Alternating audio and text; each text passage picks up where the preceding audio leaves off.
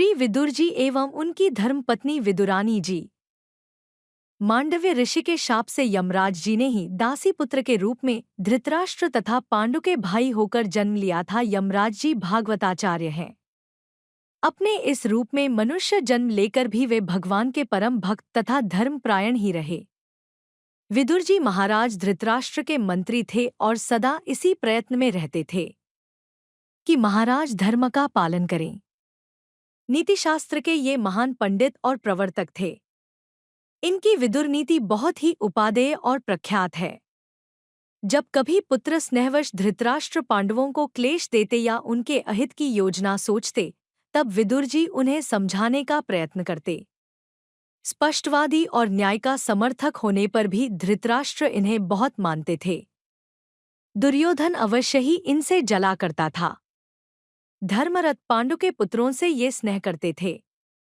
जब दुरात्मा दुर्योधन ने लाक्षावन में पांडवों को जलाने का षड्यंत्र किया, तब विदुर जी ने उन्हें बचाने की व्यवस्था की और भाषा में संदेश भेजकर युधिष्ठिर को पहले ही सावधान कर दिया तथा उस भयंकर गृह से बच निकलने की युक्ति भी बता दी। सज्जनों को सदा न्याय एवं धर्म ही अच्छा लगता है। अन्याय तथा अधर्म का विरोध करना उनका स्वभाव होता है। इसके लिए अनेकों बार दुर्जनों से उन्हें तिरस्कृत तथा पीड़ित भी होना पड़ता है। विदुर जी दुर्योधन के दुष्कर्मों का प्रबल विरोध करते थे। जब कौरवों ने भरी सभा में द्रौपदी को अपमानित करना प्रारंभ किया, तब वे रुष्ट होकर सभावन से चले गए। पांडवों के वनवास के समय दुर्योधन के भड़काने से धृतराष्ट्र ने विदुर जी को कह दिया, तुम सदा पांडवों की ही प्रशंसा करते हो, अतः उन्हीं के पास चले जाओ। विदुर जी वन में पांडवों के पास चले गए। उनके चले जाने पर धृतराष्ट्र को उनकी महत्ता का पता लगा। विदुर से रहित अपने को वे असहाय समझने लगे। तब दूत भेजकर विदुर जी को उन्होंने फिर बुलाया। मानापमान में समान भाव रखने वाले विदुर जी लौट आए। पांडवों के वनवास के 13 वर्ष कुंती देवी विदुर जी के यहाँ ही रही थी। जब श्री कृष्णचंद्र संधि कराने पधारे, तब दुर्योधन का स्वागत सत्कार उन्होंने अस्वीकार कर दिया। उन मधुसूदन को कभी ऐश्वर्य संतुष्ट नहीं कर पाता, वे तो भक्त के भाव भरे तुलसीदल एवं जल के ही भूखे रहते हैं। श्री कृष्णचंद्र ने भीष्म भूरिश्रवा आदि समस्त लोगों का आतिथ्य अस्वीकार कर दिया और विदुर जी के घर बिना निमंत्रण के ही पहुंच गए।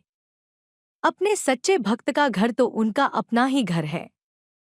विदुर के शाक को उन त्रिभुवंती ने नैवेद्य बनाया। विदुरानी के केले के छिलके की कथा प्रसिद्ध है। महाभारत के अनुसार विदुर जी ने विविध व्यंजनादि से उनका सत्कार किया था। महाराज धृतराष्ट्र को भरी सभा में श्री कृष्णचंद्र के सम्मुख तथा केशव के चले जाने पर अकेले भी विदुर ने समझाया, दुर्योधन पापी है।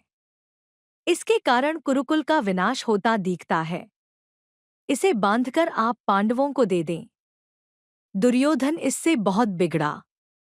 उसने कठोर वचन कहे।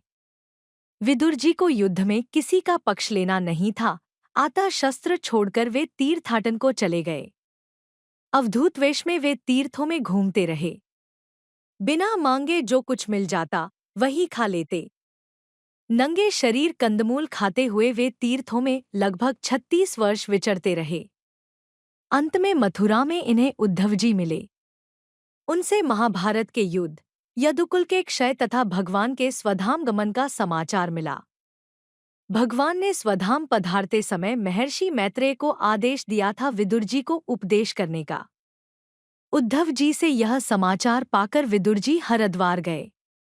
वहां मैत्रेय जी से उन्होंने भगवदुपदिष्ट तत्वज्ञान प्राप्त किया और फिर हस्तिनापुर आए। हस्तिनापुर विदुर जी केवल बड़े भाई धृतराष्ट्र को आत्मकल्याण का मार्ग प्रदर्शन करने आए थे। उनके उपदेश से धृतराष्ट्र एवं गांधारी का मोह दूर हो गया और वे विरक्त होकर वन को चले गए। विदुर जी तो सदा से विरक्त थे। वन में जाकर उन्होंने भगवान में चित्त लगाकर योगियों की भांति शरीर को छोड़ दिया। भक्तमाल के टीकाकार श्री प्रियादास जी महाराज ने श्री विदुर जी और उनकी धर्मपत्नी के चरित्र का वर्णन इस प्रकार किया है। नाथ ही विदुर नारी अंगन पखारी करी आई गए द्वार कृष्ण बोलिकै सुनायो है।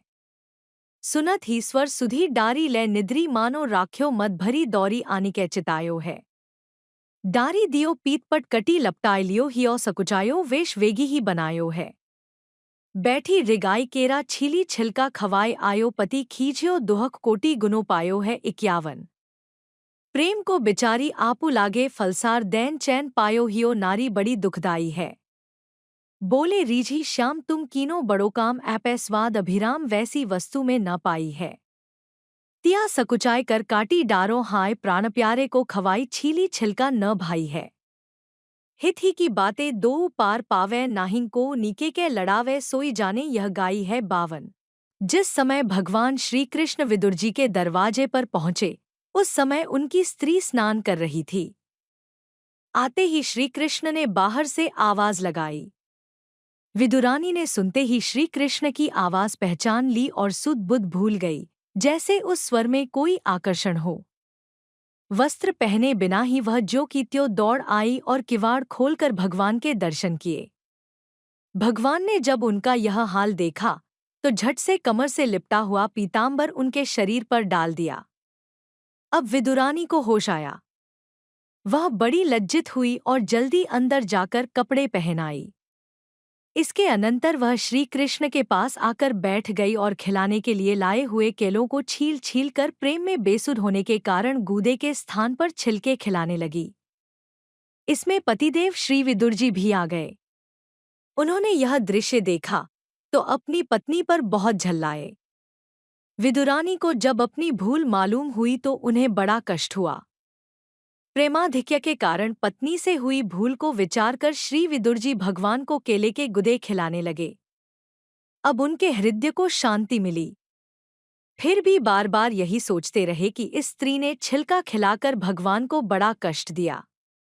इस पर भगवान ने प्रसन्न होकर कहा, विदुर जी, आपने यह काम ठीक किया कि मुझे केले खिलाए, पर सच बात तो यह है कि इतने पर भी जैसा स्वाद उन छिलकों में मिला था वैसा इन केलों के गुदों में कहा।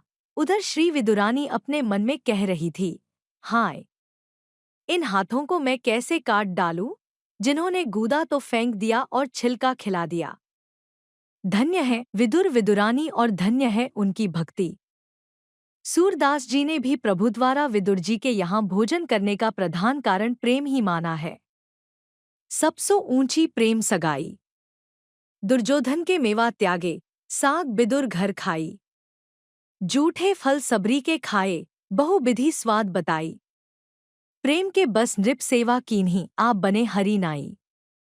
राजसु यज्ञ युधिष्ठिर कीन्हो तामे जूट उठाई। प्रेम के बस पारथ रथ हाँक्यो, भूली गए ठकुराई। ऐसी प्रीति बड़ी बूंदाबन, गोपिन नाच नचाई। सूर कूर इही लायक नाही, कह लगी बड़ाई।